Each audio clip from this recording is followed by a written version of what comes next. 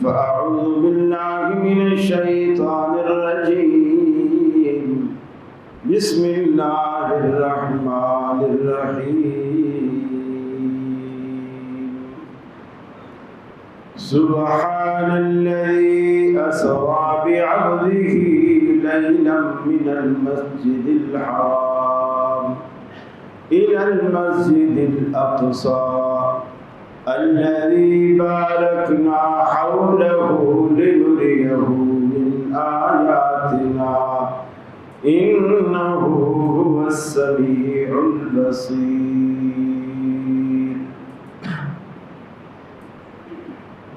وقال الله تبارك وتعالى يا بني إسرائيل اذكروا نعمتي التي أنعمت عليكم وأني فضلتكم على العالمين.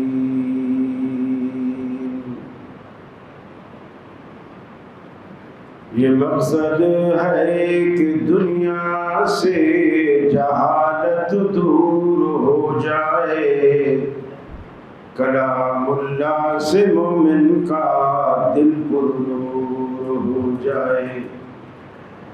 یا الہی جب تک کہ میرے جسم میں جان رہے، تجھ پہ صدقے تیرے محبوب پہ قربان رہے. میں رہوں یا نہ رہوں پر دل کی ہے یہ دعا، دین احمد اور عزت قرآن رہے. عزیز ساتھیوں، دوستوں اور بزرگوں، ایک جمعے کے وقفے سے اللہ نے پھر ہمیں دوبارہ ملا دیا، یہ اس کا احسان ہے.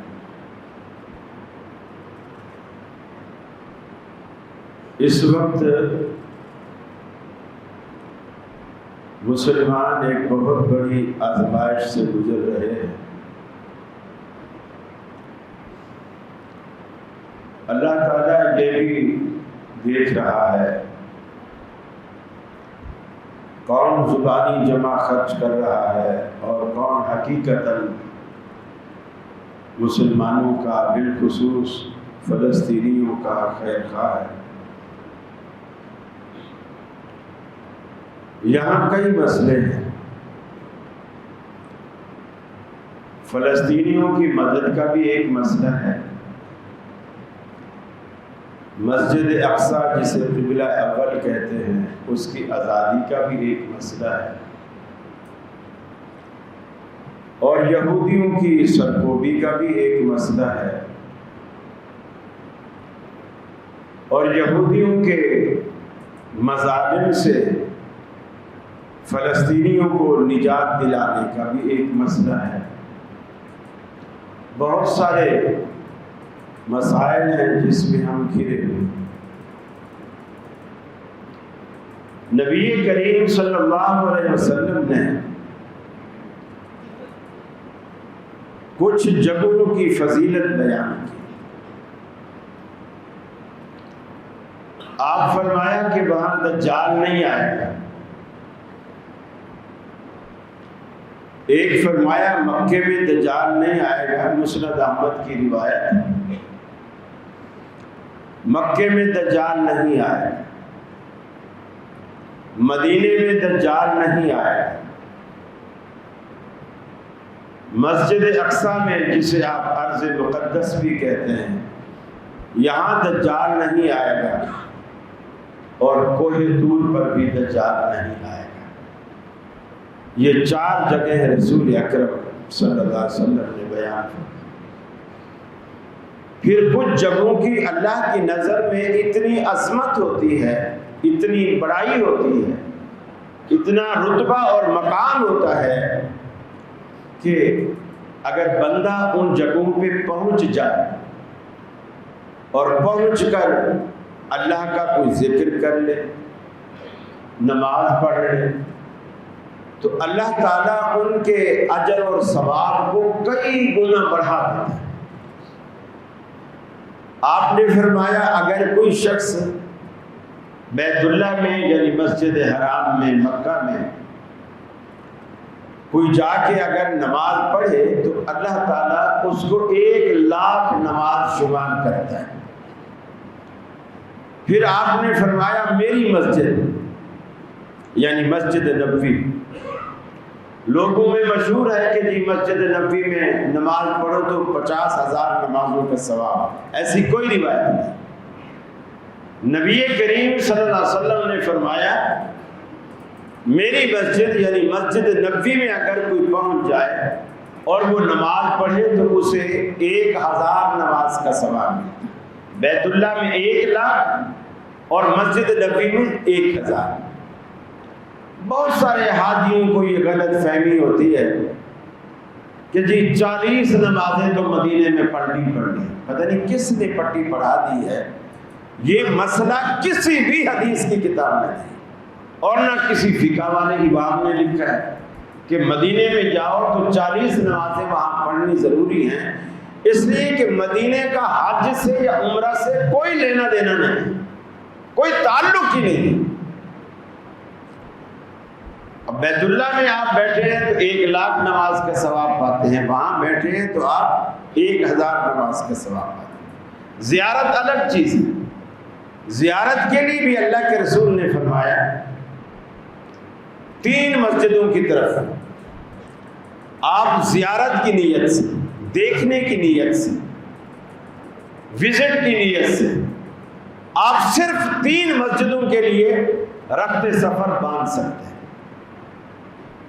زیارت کی نیت سے، دیکھنے کی نیت سے آپ اگر سفر کرنا چاہتے ہیں تو وہ صرف 3 مسجدیں اس کا استحقاق رکھتی ہیں جن کی طرف آپ زیارت کی نیت سے سفر کر سکتے ہیں۔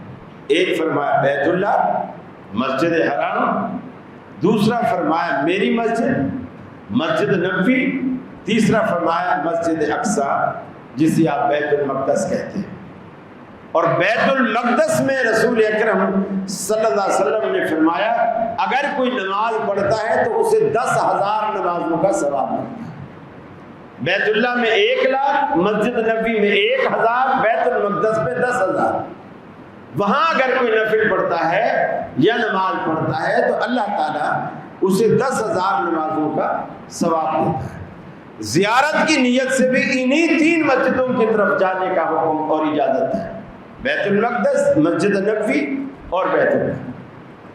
باقی جیسے ہمارے یہاں ہوتا ہے اور جی لاہور گئے ہیں بادشاہی مسجد دیکھنے چلتے ہیں، شرعاً اس کی اجازت نہیں۔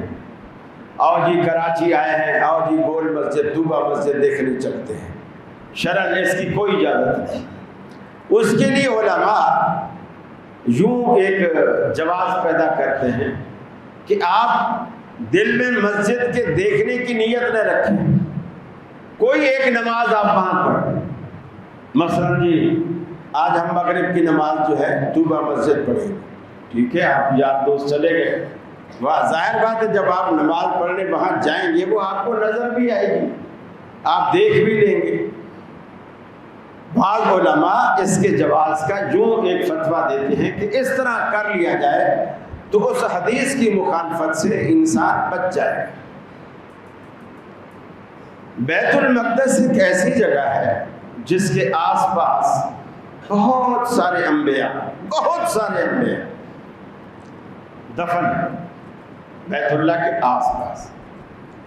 جب رسول اکرم صلی اللہ علیہ وسلم دار فانی سے رخصت ہوئے تو جہاں تجاویز صحابہ کرام نے دی ان میں سے ایک تجویز یہ بھی تھی کہ رسول اللہ کو بیت المقدس میں وہاں دفن کیا جائے، کیونکہ بہت سارے انبیاء کی کثیر تعداد وہاں دفن ہے، تو آپ تو امام الانبیاء ہیں تو آپ کو بھی وہی نبیوں کے پڑوس میں وہی ہونا چاہیے۔ پھر اس حدیث پر فیصلہ ہوا کہ پیغمبر وہیں دفن ہوتا ہے جہاں اس کی موت واقع ہوتی ہے۔ پھر سب نے اپنی اپنی رائے واپس لے لی اور نبی کریم کو مدینے میں حضرت عائشہ کے حجرے میں جہاں آپ نے آخری سانس لی اسی جگہ آپ کی تدفین، اور آج تک اللہ کے رسول اسی روضہ اقدس میں آرام فرما ہے۔ پہلی بات یہ ہے کہ یہ جو بنی اسرائیل کا معاملہ ہے جس میں یہود اور نصارہ دونوں شامل ہیں، اللہ تعالیٰ نے قرآن مجید میں ان کی بڑی تعریف بھی کی اور ان کے بڑے ناز بھی سہے۔ اگر ہسٹری کو دیکھا جائے تو ایسا لگتا ہے کہ اللہ تعالیٰ کی مخلوق میں یہ اللہ تعالیٰ کی لاڈلی مخلوق تھی، لاڈلی مخلوق، جسے کہتے ہیں نا جیسے کسی شخص کے 4-5 بیٹے ہیں، اس میں ایک لاڈلا ہوتا ہے، وہ لاڈلا پھر بگڑ جاتا ہے، لاڈ پیار اسے خراب کر دیتا ہے، کیونکہ لاڈلے کو زیادہ روک ٹوک نہیں ہوتی، جو مانگے دے دیا جاتا ہے، جو کہے مان لیا جاتا ہے، تو وہ پھر خود سر ہو جاتا ہے۔ بنی اسرائیلی بھی بجائے اس کے اللہ کا معاملہ بندوں کے معاملے سے مختلف ہے۔ بندے تو اس کی محبت میں گرفتار ہوتے ہیں، اس لیے اس کا ہر نخرہ ہر لاڈ اٹھاتے ہیں۔ اللہ تعالیٰ کسی کی محبت میں گرفتار نہیں، اللہ مجبور نہیں، اللہ کو کسی کا واسطہ وسیلہ دینا بھی اسی لیے حرام ہے کہ اللہ کیا جانے جس کا تم واسطہ دے رہے ہو وہ کوئی اس کا پابند ہے؟ جس کا بھی واسطہ دے رہے ہو وہ اس کی مخلوق ہے، وہ اس کی مخلوق ہے، اور مخلوق کبھی بھی خالق کی برابری نہیں کر سکتی۔ اسی لیے اللہ کو کسی کا بھی واسطہ وسیلہ دینا حرام اور ناجائز، بلکہ شرک میں داخل ہے۔ اللہ تجھے حسین کا صدقہ، تجھے تیرے رسول کا صدقہ، حسین کے نانا کا صدقہ، فاطمہ کا صدقہ، حسن کا صدقہ، مجھے یہ چیز دے دے، میری یہ دعا قبول، سب شرک پر مبنی جملے۔ کچھ لوگوں نے تو مسجدوں میں لکھے ہوتے ہیں یا حسن یا حسین یا فاطمہ، اور کچھ سنیوں نے ان کی دیکھا دیکھی یا ابو بکر یا عمر یا عثمان یا علی، انہوں نے لکھ رکھا۔ اور کچھ اہل حدیث بھی، ہم بھی کسی سے کم تھوڑی ہے، انہوں نے مسجدوں میں ایک طرف اللہ ایک طرف محمد وہ لکھ کے رکھا ہوتا ہے۔ مقصد سب کا ہے۔ کوئی کہتے ہیں دنیا کو چلانے والے یہ 5 تن ہیں جو دنیا چلا رہے ہیں، دوسرے کہتے ہیں نہیں وہ حق 4 یار ہیں جو دنیا چلا رہے ہیں، اور اہل حدیثوں نے بھی اللہ محمد لکھ کے یہ کہا کہ نہیں دنیا کو یہ 2 ہستیاں چلا رہے ہیں، دنیا کو کوئی نہیں چلا رہا سوائے اللہ کا، صرف اللہ چلا رہا ہے۔ کوئی نبی کوئی ولی کچھ بھی اللہ رب العالمین کے آگے کوئی حیثیت نہیں۔ ہاں اللہ ان لوگوں سے محبت ضرور کرتا ہے مگر ان کی محبت میں گرفتار نہیں ہے، جیسے باپ اولاد کی محبت میں گرفتار ہوتا ہے، اللہ کسی کی محبت میں گرفتار نہیں، بلکہ اس کی بے نیازی کا عالم دیکھو۔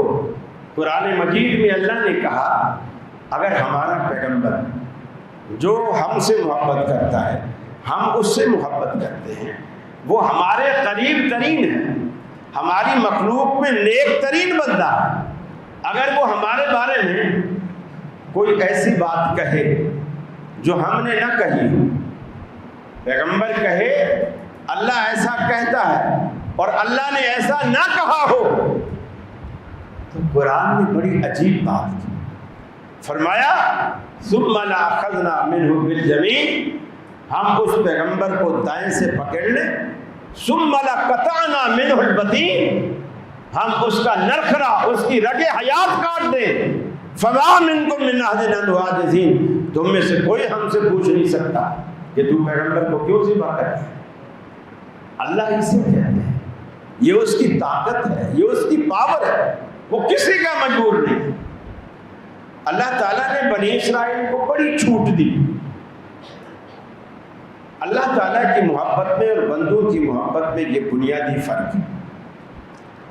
اللہ جس کو نوازے اور وہ اس پر شکر کرے، شکر کرے، اللہ کی نعمتوں کی قدر کرے، اللہ اور دیتا چلا جاتا ہے، دیتا چلا جاتا ہے۔ اور اگر کفر پر اترا ہے، ناشکری کرے، بغاوت کرے پھر نہ صرف اللہ وہ نعمتیں چھین لیتا ہے بلکہ اس کو دنیا کا ذلیل ترین انسان بنا کے دنیا میں چھوڑ دیتا ہے، اور یہی اللہ نے یہودیوں کے ساتھ کیا۔ فرمایا یا بنی اسرائیل اذکروا نعمتی التي انعمت علیکم، اے بنی اسرائیل اپنی زندگی کے وہ لمحات یاد کرو جب ہم نے تم پر انعام و کرام کی بارشیں کی، ہم نے طرح طرح کی نعمتیں تم پر نشاور کی، اتنی نعمتیں تم کو عطا کی، ہم نے پوری کی پوری دنیا میں تم کو فضیلت عطا کر دی، جس طرح آج مسلمانوں کو رب العالمین نے فضیلت بخشی، آج سے پہلے بنی اسرائیل کو یہ فضیلت حاصل تھی۔ وَأَنِّي فَضَّلْتُكُمْ عَلَى الْعَالَمِينَ، میں نے دنیا والوں پر تم کو فضیلت عطا کی، لیکن پھر ایک وقت آیا ان نعمتوں کا شکر ادا کرنے کے بجائے ناشکری پر اتر آئے، کفر پر اتر آئے، انبیاء کو قتل کرنا شروع کر دیا، اللہ کی کتابوں میں تحریف کرنی شروع کر دی۔ پھر کیا ہوا؟ اللہ کہتا ہے ضربت علیہم الذلۃ والمسکنہ، ہم نے ذلت اور رسوائی کو، تنگ دستی اور فقر و فاقہ کو ہم نے ان کا مقدر بنا دیا۔ وہ قوم جو پوری دنیا پہ حکمرانی کرنے والی، پوری دنیا پر حکمرانی کرنے والی، جب ناشکری پہ اتر آئی تو رب العالمین نے وہ نعمتیں بھی چھین لی، وہ عزت بھی چھین لی، وہ وقار بھی چھین لیا، اور ان کو غربت اور مسکینی کی دلدل میں اتار کر پوری دنیا کے تھپیڑے کھانے کے لیے چھوڑ دیا۔ اللہ نے پھر وہ عزت رحمت عالم کے آنے کے بعد صحابہ کرام کو عطا کی۔ پھر رسول اکرم نے فرمایا خبردار، تمہارے جزیرہ عرب میں کوئی یہودی پناہ نہ پائے، ان کو جزیرہ عرب سے نکال دے۔ جب آپ نے مکہ بھی فتح کر لیا، آپ نے اعلان کیا جزیرہ عرب سے کسی یہودی کو نہ رکھو، سب کو نکال دو۔ یہ بڑے سازشی عناصر ہیں، سازشی قوم ہے، اسلام کے خلاف، مسلمانوں کے خلاف عہد شکنی میں بھی سب سے پہل ہے۔ ہر لحاظ سے یہ گندے، ہر لحاظ سے رذیل، ہر لحاظ سے ذلیل، ان پاک شہر مکہ میں اور پورے جزیرے عرب سے یہودیوں کو نکال دو۔ سیدنا فاروق اعظم نے اپنے دور خلافت میں اس حدیث پر عمل کیا، چن چن کے یہودیوں کو مارا، ان کو نکالا، جتنے بھی بچ گئے یا تو غلامی کی زندگی بسر کرنے لگے ان کو نکال دیا گیا، حتیٰ کہ یہودی مورخ آج بھی تسلیم کرتے ہیں اگر سیدنا فاروق اعظم رضی اللہ تعالی عنہ 1-2 سال اور زندہ رہ جاتے تو پوری کی پوری دنیا سے یہودیوں کا بیج بھی ختم ہو جاتا، نسل ہی ختم ہو جاتا۔ اور یہ بات تمام صحابہ کو معلوم تھی کہ سیدنا فاروق اعظم یہودیوں سے سخت نفرت۔ یہ جو بیت المقدس ہے یہ یہودیوں کا قبلہ ہے، اور ابتدا میں مسلمانوں کا قبلہ بھی یہی تھا۔ یہودی بھی اسی طرف منہ کر کے نماز پڑھتے اور مسلمان بھی اسی طرف رک کر کے نماز پڑھتے۔ جب آپ مدینے آ گئے، مکے میں تو آپ کو یہ موقع مل جاتا تھا، جیسے آپ مقام ابراہیم پر طواف کے بعد 2 نفل پڑھتے ہیں تو آپ کو یہ موقع مل جاتا ہے کہ سامنے مقام ابراہیم بھی ہو اور بیت اللہ بھی ہو۔ یہ بھی شرعی حکم ہے کہ اس طرح کھڑے ہو وہ نفل پڑھنے کے لیے طواف کے کہ مقام ابراہیم بھی تمہارے سامنے اور سمت بیت اللہ کی بھی ہو۔ جب آپ مدینہ چلے گئے تو آپ ایسا کر نہیں سکتے تھے۔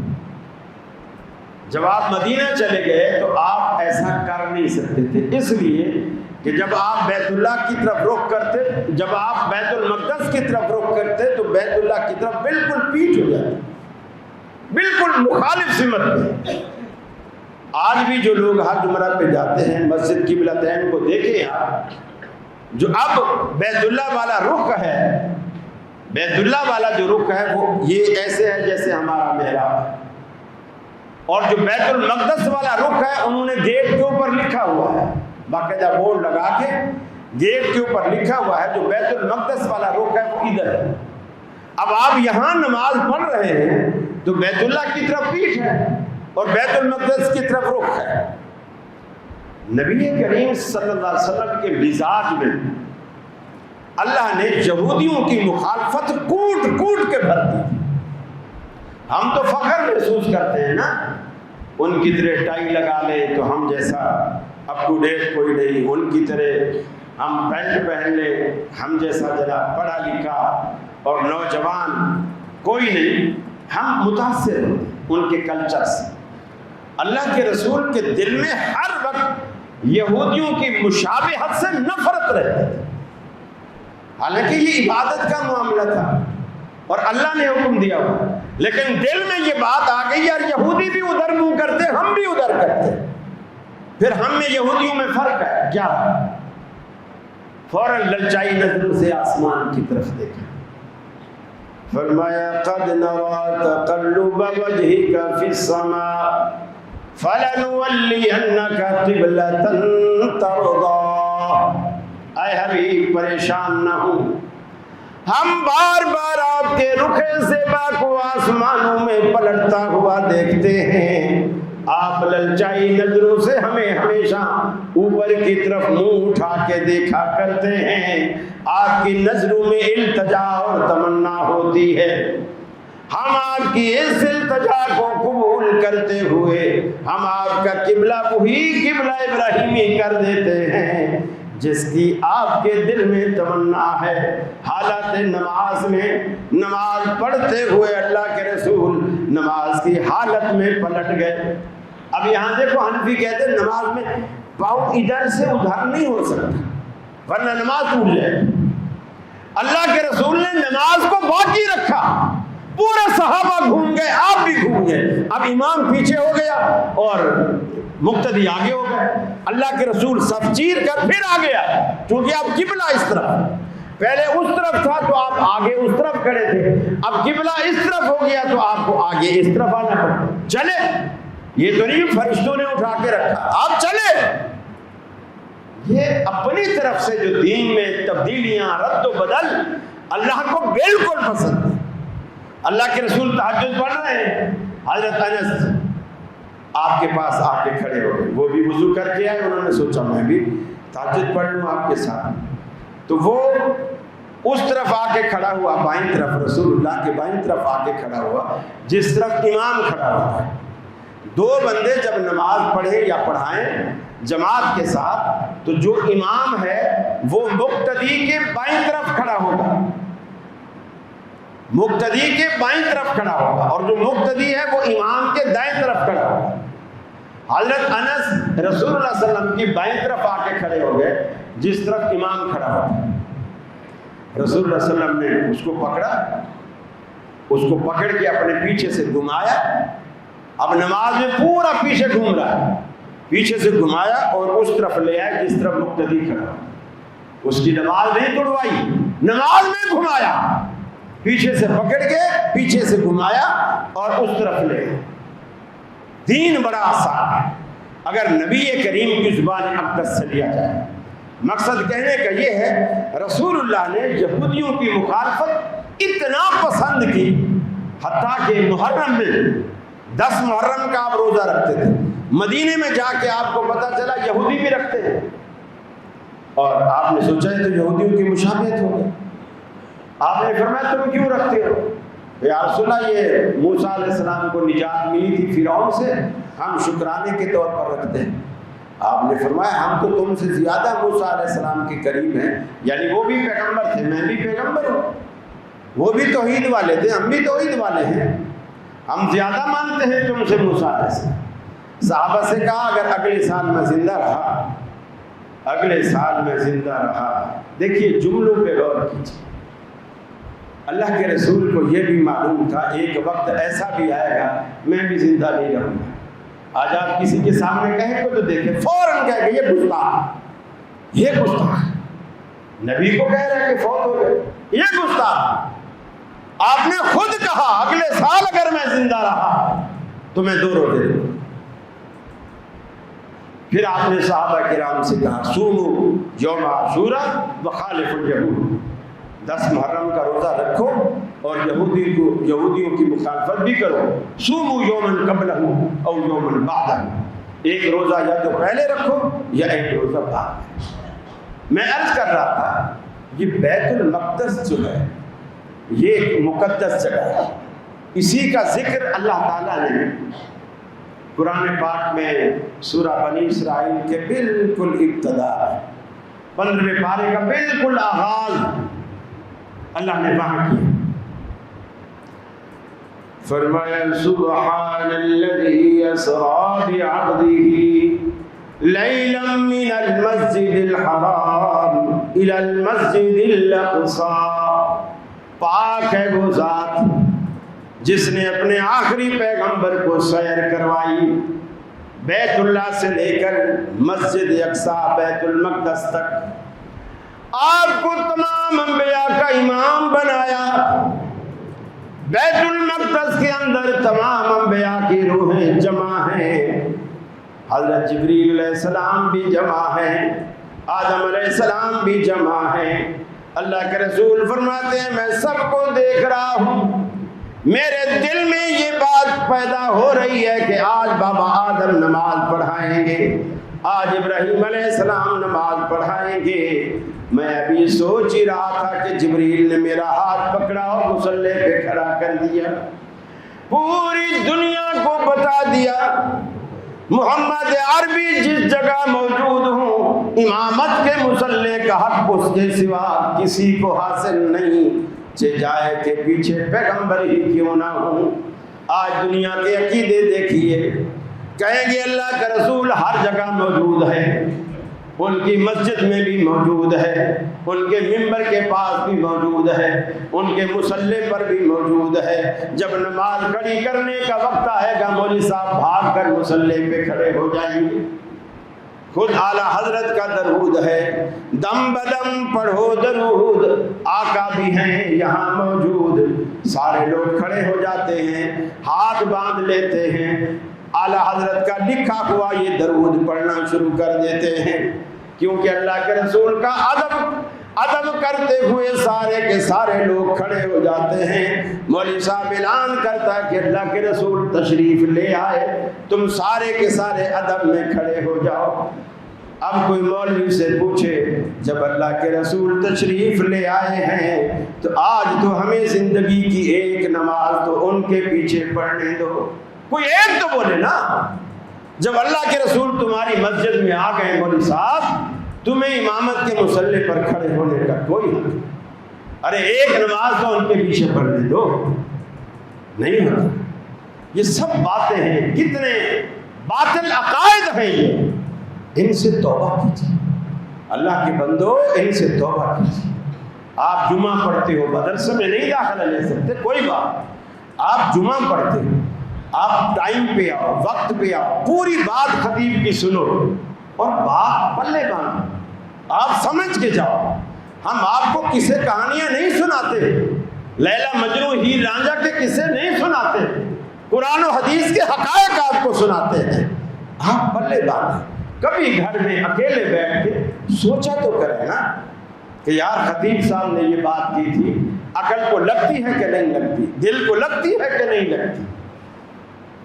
اور آج اسی کو ایشو بنا کر یہودیوں نے ایسا ایسا فلسطین میں اپنا جال بچھانا شروع کیا اور قبضے کرنے شروع کیے، حالانکہ وہاں یہودیوں کی اتنی تعداد نہیں تھی، پوری دنیا سے یہودی لا لا کے وہاں بسائے گئے۔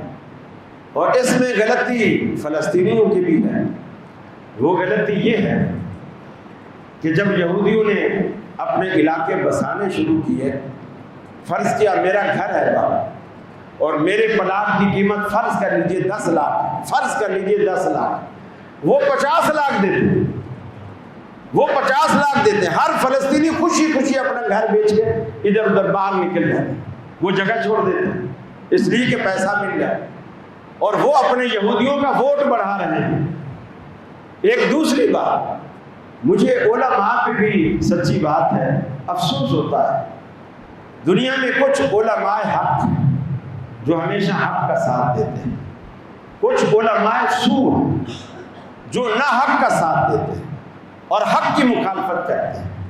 میں نے کئی مولویوں کے کلپ سنے ہیں جو لوگوں کو یہ کہہ رہے ہیں اور اس جہاد سے اور فلسطینیوں کی مدد سے دور کر رہے ہیں، یہ کہہ کر کہ بھائی یہ جو حماس والوں نے حملہ کیا ہے نا، یہ حماس والے سارے شیعہ ہیں، یہ سارے شیعہ ہیں، اور اگر ان کا ساتھ دو گے تو پوری اسٹیٹ شیعہ بن جائے گی، یہ سارے شیعہ ہیں، فلاں وہ ہے فلاں وہ ہے۔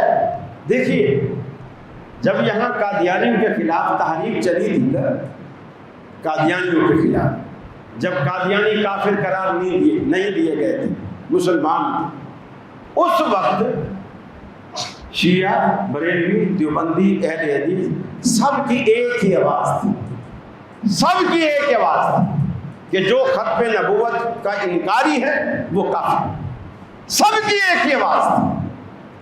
اس وقت کسی نے نہیں کہا کہ شیعہ باہر نکل جاؤ، کبھی بھی کوئی تحریک قوموں کو منتشر کر کے، قوموں کو لڑا کر کبھی بھی کوئی تحریک کامیاب نہیں ہوتی، یہ سوچنے کا انداز بالکل غلط۔ دیکھیے میں بھی مانتا ہوں حماس والے شیعہ ہیں، ان کی پشت پر ایران ہے، لیکن کیا اگر آج ابو جہل آئے اور وہ یہ کہے کہ لوگوں اللہ ایک ہے، ایمانداری سے بتائیے ہمیں کیا کہنا چاہیے؟ چونکہ یہ ابو جہل ہے ہم نہیں مانتے اس کی بات، چونکہ یہ ابو جہل ہے ہم اس کی بات نہیں مانتے، ہم کہیں گے یار خود بھلے جیسا بھی ہے لیکن یہ بات تو اچھی کر، یہ بات تو صحیح کر، وہ حماس والے جیسے بھی ہیں، ارے آپ کو توفیق نہیں ہوئی یہودیوں کے آگے سینہ دینے کی، اگر ایک شیعہ تحریک کو توفیق ہوئی ہے، آپ دو ساتھ یہودیوں کو مار ہی رہے ہیں نا، یہودیوں کو دودھ تو نہیں پلا رہے، مار رہے ہیں نا، آپ حمایت کریں۔ اور کچھ یعنی کتنی تعجب کی بات ہے، 24 ممالک مسلمانوں کے، 24 اسلامی ممالک جن کی فوج کا سربراہ ایک، وہ جو آپ کا پاکستان چھوڑ کے گیا ہے جنرل رحیل شریف، ایک سربراہ ہے 24 ممالک کی فوج کا، لیکن فلسطینی پس رہے ہیں، ظلم کی چکی میں پس رہے ہیں۔